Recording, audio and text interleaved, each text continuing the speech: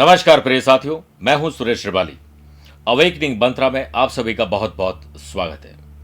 कई बार आपने भी सोचा होगा कि मैं कुछ अलग करूं, लेकिन परिवार के लोग, आस पड़ोस के लोग ऐसे शब्द कहते होंगे, ये नहीं हो सकता है, पहले भी किसी ने नहीं किया है और तुम ये नहीं कर सकते।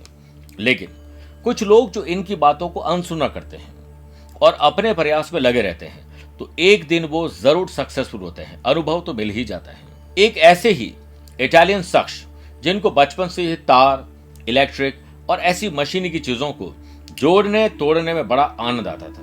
आपके घर में भी ऐसे बच्चे होंगे। एक दिन वह अपने मित्र को एक संदेश देना चाहते थे, लेकिन उस समय कोई फोन वोन तो होता नहीं था। एक दिन उसने अपने मित्र को अपने घर बुलाया और एक दूसरे तक संदेश पहुंचाने की प्रक्रिया को अंजाम देने के लिए दिन रात जुटे रहते थे। उनके पिताजी कहते थे, भाई कोई ढंग का काम कर लो, कुछ कमा खा लो, ये क्या करते रहते हो दिन भर। इन्होंने अपने पिता की एक नहीं सुनी।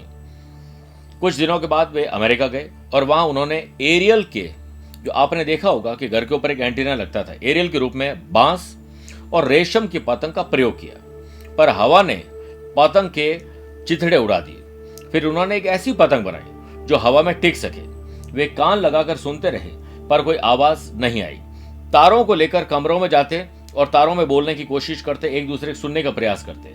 27 साल की अवस्था में इन्होंने प्रथम व्यवहारिक रेडियो सिग्नल सिस्टम का आविष्कार कर दिया। इसके लिए उन्हें नोबेल पुरस्कार भी दिया गया और वो महान शख्स थे गुग्लियमो मार्कोनी।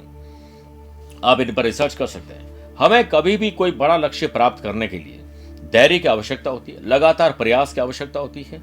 2 कान भगवान ने दिए हैं। एक कान से वो सुनो जो आपको आगे बढ़ाने का काम करे, दूसरे कान का इस्तेमाल उन बातों को निकालने के बारे में करो जो आपके अपने ही आपको हमेशा रोकेंगे, टोकेंगे, हमेशा आपको बुरा भला कहेंगे। इसलिए इन कानों का इस्तेमाल करके और लक्ष्य पर ध्यान केंद्रित करोगे तो आपको भी आविष्कार करने से कोई नहीं रोक सकता है। कुछ अलग करने का जज्बा और जुनून पैदा तो करिए, कुछ समय तो निकालिए अपने पैशन को पूरा करने के लिए। फिर देखिए जिंदगी कैसे खूबसूरत नहीं हो जाती और आपका नाम भी इतिहास के पन्नों में दर्ज हो सकता है।